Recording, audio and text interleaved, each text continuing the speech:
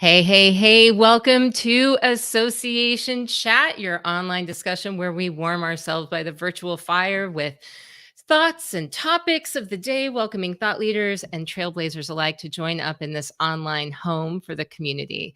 I'm the host of Association Chat, KiKi L'Italien, and I have to tell you that sooner or later in every association professional's life, there comes the day where three little letters begin to make a whole lot of sense to you. Those are CAE. Do you get your CAE? Do you want to have your CAE? Should you not get your CAE? There's a lot of questions that people have about the Certified Association Executive Credential. It is considered the marker of a committed association professional. And it is also something that sort of teases and tests and prods our association community over and over again whenever it comes time to have the test and to actually go after this credential. Now, there are a lot of questions about the CAE and a lot of tension and nerves and anxiety and excitement. And to help us sort of unpack all of that, to talk about what resources are there, a little bit of understanding about the background of the CAE, and what people can do to best prepare for it. We're going to talk with principal and founder of Rogue Tulips Consulting and creator of the 501c League, Cecilia Sepp. Oh, CAE. Hi, Cecilia. hi, Kiki. Oh, it's great to be here. Thanks for inviting I'm me. I'm so glad you're here. Cecilia and I are longtime friends. We have known from my very first entree into the association world, where I came and got involved in the component relations section council way back when. Cecilia was one of my very first friends and mentors in the space. And so I'm so delighted that a fellow podcaster and longtime friend is on here to talk about the CAE. Now, Cecilia, one of the most important things that I think people need to understand is, before we get into talking about study habits and advice and resources and all of that, what was the path to actually get to the point where you have developed resources, this 501c League and all of this? Because when I first met you, you were an association professional consultant, and then your career has just taken an interesting path, and you've ended up becoming such a creator in so many different ways. So walk me through how we've gotten to where we are right now. Oh, okay. That's a great story. At least I think it is, because it's my story. And interesting is a good word to describe my career path. Despite the fact it has been interesting, it has always been within the association management space. I Mhm. like to use nonprofit because one of the things we all overlook is that all 501c organizations are nonprofits.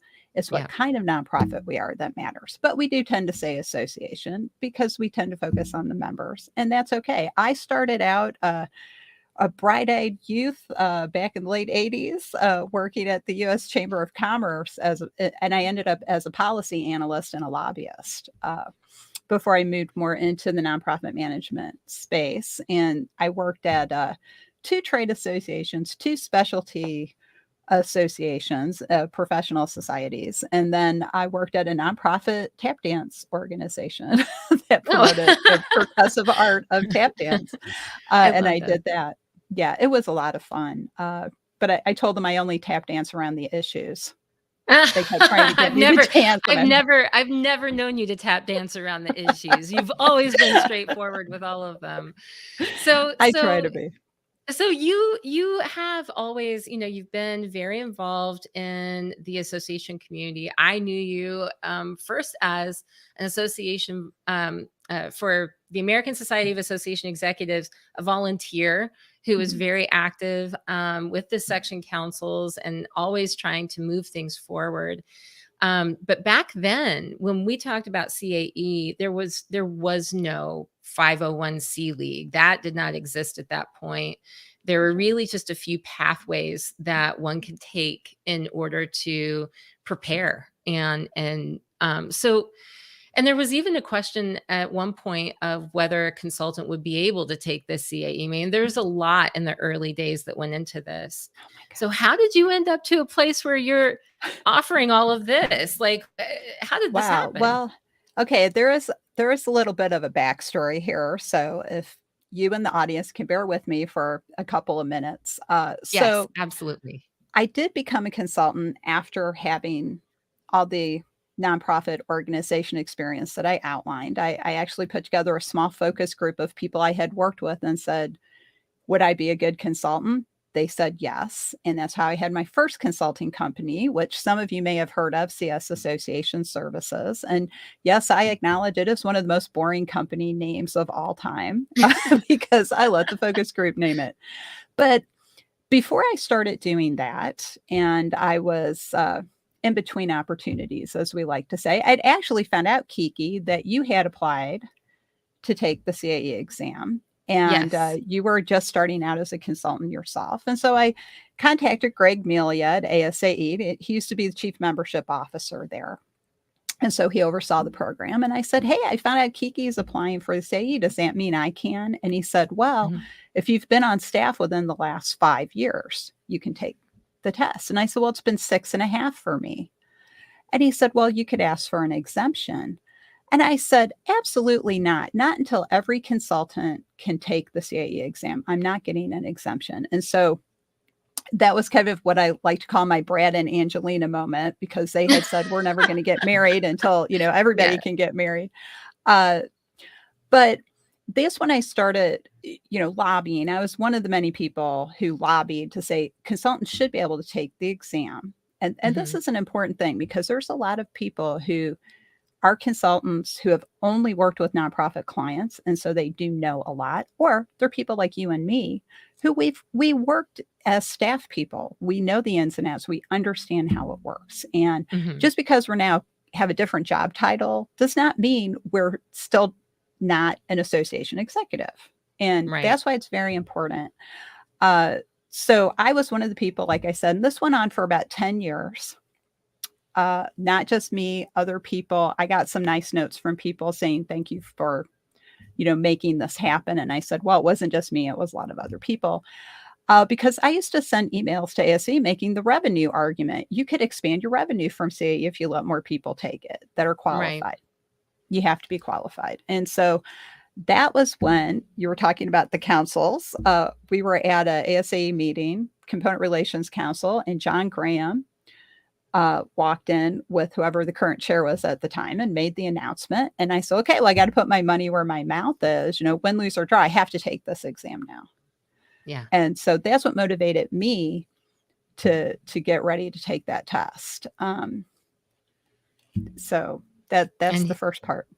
that was the first part. And so you took the test, obviously got your CAE, and this is the part that I think is so intriguing to me because you as somebody who was like, well, I'm going to put my money where my mouth is. For a lot of people, most people, that's where the story ends. Okay, I got my CAE and I'm moving on. Somehow, though, you have gotten to a place where you're now creating, you have all these programs that people take. They depend and rely upon these study groups that you've put together and finding out more about how to prepare, how to better prepare for the exam. And yet, like, I just don't understand how it could have been where you were like, "Oh, I wanna do this work where I'm gonna create all of these things and put them together." How did you even make that jump? Like, did you decide you were gonna do 501 League first, or did you test it at like, how did this happen? Well, again, there's a little bit of a story here. So if you could bear with me again for a couple minutes. Yeah. So when I decided to take the CAE exam, I took it in 2015, and I took the May exam. For Mhm. those of you who don't know, you can take it in May or December. So I took it in May. And I am a longtime friend of Cheryl Bronk, who is a CAE, a fellow at ASAE. She's also a certified meeting planner. And if you don't know Cheryl Bronk, you should. Again, we've been friends for a number of years, and I met her way before I took her CAE course, but for over 25 years, she was the executive director at the Michigan Society of Association Executives, which we all call MSAE. That is a course a lot of people have taken over the years. It's a course a lot of people still take. It is being led now by Sue Rodwin, who's also the editor of Principles and Practices in Association Management, which is the book of association management. And that's updated every 5 years. And she co-facilitated the course with Cheryl when Cheryl was leading it. So I took the course with Cheryl. I passed the first time I took the exam. And I was so happy. I walked across the stage, shook John Graham's hand, got my pin. We had a lot of fun. There was a big to-do back then when people got their CAE. And also the year that I got it was in Detroit. The conference was in Detroit. That's where Cheryl's based. And so they really pulled out all the stops. So that was really a lot of fun. But then Cheryl called me right after I found out I passed the exam and said, would you be interested in mentoring individuals for the test? And I said, do you really think I could? And she said, I think you would be a great mentor. That's how I got started doing this. And this so was I'll when? pause there. This was back in 2015. In 2015, you started mentoring. Yes. Okay. And so you have now decided you're going to help mentor people who are going to go out for the exam, but you yourself had just gone through this experience. Now, had you taken the Michigan Society of Association Executives course, and like, how had you prepared at that point? What was your process? Just quickly, like, what had you done at that point to prepare for it?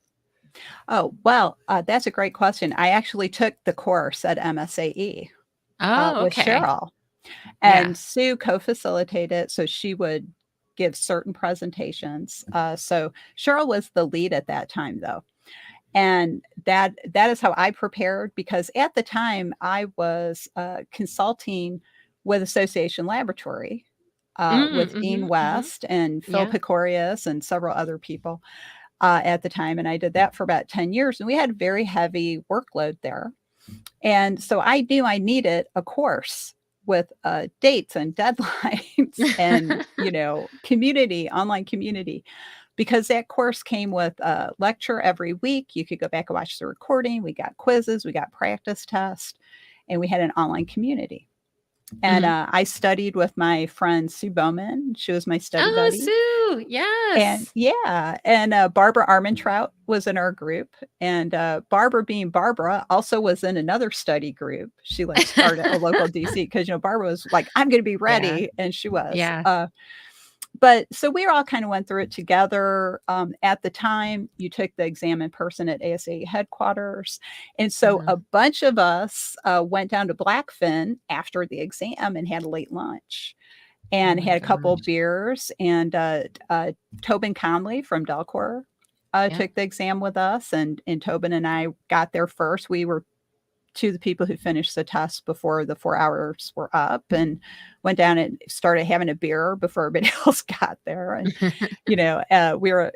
we rode the red line back to Silver Spring together after lunch. Oh my gosh. Yeah. So it was a lot of fun. And, he kept saying he couldn't stay, but he ended up staying. So, it was really fun. So it was really kind of a big group thing. And just knowing how much I got out of it from studying, meeting people, working with my friends, getting to know my friends better.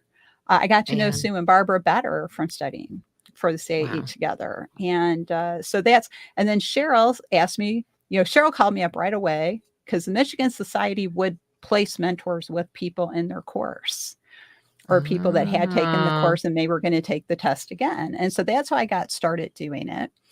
And then I will morph into the segue into the next chapter of the story, which is I then was asked to start mentoring the study groups that got together locally. So you started mentoring the study group. So at this point, you're moving through this process of not just having just gone through it yourself, but now you're also mentoring others. And did sometimes we hear that necessity is the mother of invention, and that sort of thing. Is that what happened? Like, was it that you couldn't provide people with the resources you thought they needed, or was it just that you saw that there was? I'm trying to figure out, because the 501c league seems like it just has grown, and it's grown very quickly. When did it actually start? When did you? Yeah. Yeah. That is that's a good question. So the 501c league is a 4.5-year overnight success story, Yeah. I like a lot love of it. overnight. But Yeah. if I can kind of go back a little bit, if you all won't mind time traveling me back a few more years, Yeah. or time travel with me back a few more years. So I started volunteering to mentor ad hoc study groups. Now, traditionally, what has happened through our ASA community is people would just form their own study groups with a CAE mentor. Mhm. I was asked to guest speak at a couple of these meetings, and then I was asked if I would mentor a study group, and I said yes. And so I started doing that. The 501c League started in the fall of 2018. I started it at the same time I started Tulips Consulting. Oh, But wow. the 501c, I know, it's like never start two businesses at the same Yeah, I'm time. like, I'm oh just my telling you. gosh. Yeah, it's like every day one of the kids doesn't get lunch. Yeah. So that's how I Yeah. describe it. So they were both organized as LLCs, but the 501c League originally started as a membership organization. It was completely Mm. experimental. It Yeah. didn't start out to be an education program because people were having conversations with me over a number of years about, our options for membership are not plentiful, and we Yeah. don't necessarily like what our options are for nonprofit and association management professionals, and they're expensive. And so this 501c League was just a total experiment. It was think tank meets experimental theater. It was Yeah. $10 a month, very Yeah. easy, and it was geared for the members to create it. So we ended up doing a lot of virtual things. When the lockdown started in early 2020, I have to say the league was kind of struggling because it was such a different concept, and we're all trained to think in the ASAE way. Mhm. So kind of stepping outside of that into a completely different model, it was really kind of difficult. It had started to get some traction, Yeah. but then, the lockdown happened and everybody ran screaming back to ASAE because it's like it was Yeah. so uncertain, totally made sense. So that's when I decided the 501c League would only offer education. We ended up getting rid of membership Mhm. because, frankly, you really didn't get a lot for $10 a month. I mean, Well, let's face and it. I do, I have to say that I think, as far as there's such a need for the education. I mean, Mhm. that's the thing that is just stunning to me, that I'm kind of, now that I'm looking at getting my CAE, which, I'll go ahead and share the story that when I tried to get my CAE, I was one of those people, and this was years and years ago, and I feel like I've learned so much since then, but I was one of those people that I missed it by the 2 points, and it's really hard saying that, but to know that you've missed it by 2 points and you could have had that CAE, it's so difficult, and sort of, there's like shame, and there's all these feelings around it, like, "Oh my god, what will people think, and why don't," and maybe I don't wanna put myself through this again and to not get it. So there's been this fear that's been there for me for a really long time. But in the meantime, from all the way back then to today, Mhm. you've created this thing where now there's all these opportunities to study in a way that didn't exist before when I looked. And that's why I wanted to have you come on, because I was just like, this is amazing. I mean, I had heard about your study groups and stuff before, but as I started to look at all these different types of things available, I'm like, Cecilia's really grown this baby up. There are so many things that are available. So, I Yeah. mean, I want to make sure that we get some time to talk about those, because now is exactly when a lot of people are making that decision to go ahead and to say that they're going to take their CAE. We are at that point, where people are doing it. So, well, I'll just stop talking because I want you to talk. So talk to me a little bit about, you did create this LLC. It was a 4.5-year overnight success with 501c League. And you started creating the first study groups? Yes. And I know we're probably starting to run out of time because there's so much it's like the Silmarillion, it's like the history of Middle Earth, right? It's a good story. Well, maybe that'll be next time. I don't know. or the Netflix series. I'm not sure yet. So in the meantime, I'm going to kind of speed this up a little bit. It all started with study groups and the ethical nonprofit course. So the study group started because I volunteered to mentor a study group. That study group finished. I put my name in CAE Collaborate, the CAE Candidate Collaborate, I should say. And I said, hey, if you're a study group looking for a mentor, let me know. I'm available. Well, next thing I know, all these people contact me directly, say, can I be in your study group? I'm like, okay. I had 22 people. Wow. Want to be in my study group. And I said, I'm sorry, guys, I got to cut this off. There's 22 people.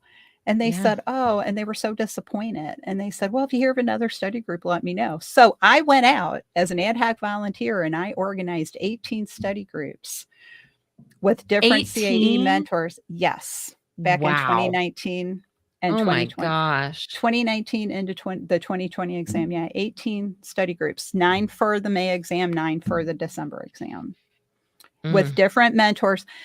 While I may have been the driving force behind establishing the league and a lot of these things we do, nobody does it alone. I did not do it alone. I had a lot of mentors, so many. I'm not going to say anyone's name because I don't want to miss anyone, but you know who you are and we all love you for what you've done.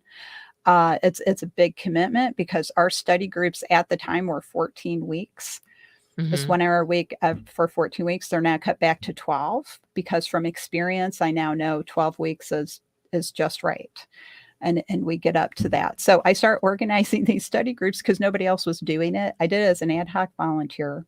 People started asking me, how much does it cost? And I said, well, it's free. I just do it as volunteer because it needed to be done. Nature abhors a vacuum, as we all know. And there was a vacuum. It needed to be done. So I did it. And that's when it kind of turned into a big thing. I started charging $10, like not even $10 a session, is like $100 registration fee because it is a lot of time. The volunteer mentors make a big difference, and I give them a gift for being a mentor. I help, for helping out with that. But one of the other reasons I started charging is not just the time commitment, but a lot of people would sign up and not show up. And you still had to manage that. So I said to myself, you know what? It's not going to hurt to charge a little bit of money. And then just, those people will know they're committed. And the study group experience became much better because people who showed up were serious. They were committed. Not everybody makes it every week. And that's okay because we record the session and you can watch it later. The 501c League and Rogue Tulips. So the 501c League is no longer a separate LLC. I closed it as an LLC and folded it into my consulting company. Oh, okay. And now it's an education program of Rogue Tulips Consulting. Because it's all me in the end. Everybody knows that. It's like I'm the woman behind the curtain. So let's just be upfront about it. But so it started with the study groups and it turned into that. For the May exam this year, I had 12 people in my study group take the May exam and all 12 of them passed. Wonderful. That is not, I must say on the record, thank you, first of all. It was all them. I just support them. They did the hard part and passed the test. But that is not indicative of every study group. Not everybody passes every time. And that's okay. That's another thing that we have brought forward and opened up that discussion. You mentioned earlier, KiKi, the actual word shame. of you Yeah. not Yes. passing the test, whether it's 1 point or 10 points. And Yeah. that's a wrong attitude for our community to have. And so Yeah. we at the 501c League started that conversation. We started saying there's nothing wrong with taking it more than once, because I have learned over these years of working with people and working with my friend Cheryl Ronk and working with my friend Jerica Thurman, who helped us with the marketing on our first ethics course. I've learned a lot. There's a lot of reasons people don't pass the test the first time, and it's got nothing to do with how smart you are. Right. It is all Right. external factors. So, Yeah. I mean, and that was definitely something. I was going through a hard time personally. There were all these extenuating factors that that could have played into that. But I have to say, I went to ASA annual. I felt recharged as far as seeing my colleagues and peers and friends from over time. And I thought, I need to invest in just going and doing this and actually getting that credential, because it really does mean something to me. And that was one of the things that you said to me before we got on the call, is that, or on the in this interview, is that you said that you're more interested in people understanding like what the CAE means to the profession, what happens after the actual well, test. Can you talk to me a little bit about that? yes. And I'm so glad we have time to talk about that, Yeah. because Yeah. the story is a long one otherwise. The CAE Certified Association Executive is the only thing that differentiates nonprofit executives and professionals in society. There is no Mhm. other way to know who we are or what we do or to get people to ask that question. ASAE is well over 100 years old, and people are still making that joke about nobody knows what I do for a living.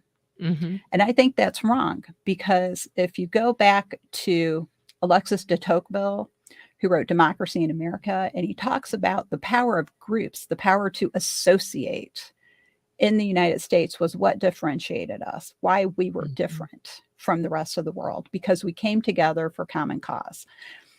The groups that we serve in society, whether on staff or as a volunteer, or as a consultant or industry partner, we serve a very important and serious purpose in the world, because we are bringing services to people who need them. We're elevating professions by making individuals better at what they do. We're elevating industries by supporting them with having their own guidelines, for example, and ethics codes and codes of conduct. We're elevating society. So the one thing we have overlooked is elevating our own profession. So I always emphasize at the 501c League in our programs, you get the CAE because of what comes after the exam. The exam is just Mhm. a thing you do. Okay. It is a thing you do. You pass that test. You never have to take it again unless you lapse. So don't lapse. Get those renewal Don't lapse. applications in. Don't lapse. Yeah. But it is a way to show people we are a serious profession. We are a real profession. We are a business management subspecialty. And it Mhm. takes unique knowledge, skills, and expertise in order to do it well and to know how to make it work. And that's why we do have so many different offerings. We started with study groups and then the ethical nonprofit, because a few years ago, the CAE Commission said to renew, you need at least one ethics credit, which I was very happy about, but I would lobby for 3, Mhm. because I think the ethics portion of what we do is really very important. And that's what we emphasize in our ethics course. And we change our content every year. So if you took our ethics course last year, it's completely different this year, and it will be completely different in 2023, because we know that needs to be explored more deeply every year. We try to find new angles about it. We're always finding new examples of ethical challenges. The CAE Redux course is for people who have taken the exam more than one time. It doesn't focus on reading the books, it focuses on how Mhm. you think and what maybe was distracting you the first time you took the test and you didn't hit that pass score. And that was the brainchild of Cheryl Ronk, Mhm. because she used to do a similar course at MSAE, and she came to me and said, we need to bring this back. We need to do this. And that's where that course came from. CAE Refresh is a course I developed for current CAEs so that they could refresh their knowledge, excuse me, about the CAE domains of practice, which are all the different areas that we do every day in our jobs or need to know about in our jobs. And that came from the fact that I was asking people at the CAE a few years ago to mentor study groups, and they were telling me, oh, I can't do that. It's been too long since I took the exam. I don't And you remember thought, anything. yeah. And you thought, well, we can fix that. Yeah, We can fix exactly. that. Yeah. I can fix that. And I hope, we're actually a little bit of a plug here. That course launches next week. It's 8 weeks. And as Oh, a Tulips Consulting is a approved CAE provider through the ASAE program. So we do all that good stuff, like send you a certificate at the end and track your hours for historic purposes. So if somebody has taken a course with us in the past and they don't remember when or how many credits, they can just contact us and we can look it up for them. So we take our CAE provider status very seriously, and we make sure to follow all the rules that come along with that as well. So that's where that course came from. We also started that conversation. I touched on a little bit about it's okay to take the exam more than once. That's why there's a CAE Collaborate group called So I Failed, Now What? I need to join that group if I haven't already, because I need to.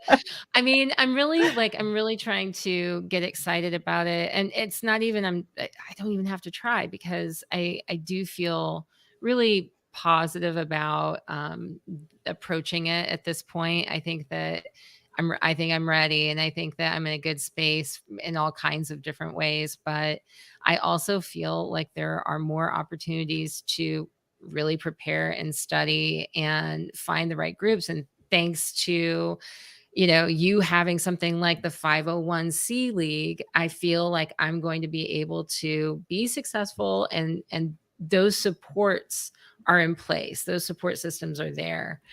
I guess, what is some of, what are, I guess, over the years, some of the things that you've seen that are red flags that maybe tell you that somebody's not ready for taking the exam? Are there ever times when somebody wants to join or they start talking to you about it and you say, you know what, maybe now is not the right time? Oh, that's a great question.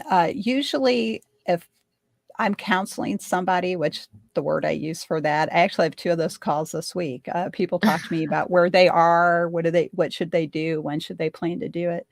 A lot of it is what's going on in your life. What's going on in your life right now, because it is a very intense period of study for the CAE exam. It's 3 to 4 months. And it's another thing you're adding into your schedule.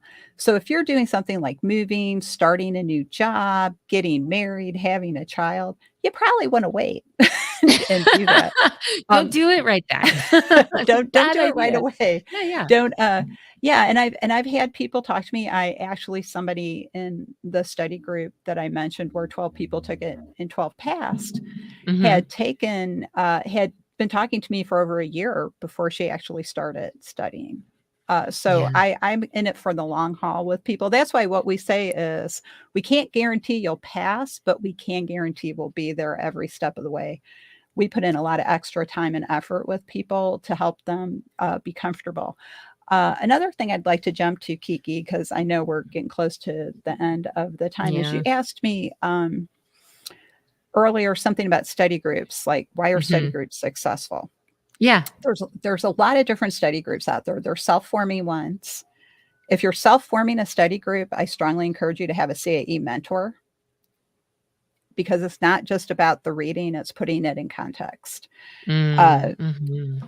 The other thing is there's a lot of different state societies that offer them, and it's like once a week for 8 weeks, and you have a completely different person every time.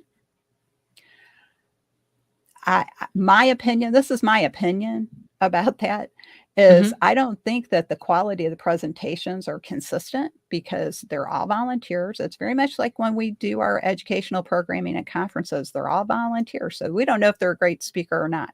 We don't know if they can present information to adults in an educational format. They also don't get to know you. So they don't know, Mhm. like, are you a person who needs more help with component relations? Are you a person who needs help with business vocabulary? Are you a person who is going through some stress at work? I am there every week with my study group or one of my co-mentors. I'm lucky this time going into the fall. I have two co-mentors, Dana Ritchie and Stacy De La O, who are going to be there as well. We all get to know everybody, and they, we get to know you, and so I believe that working consistently with the same study group mentor makes a difference.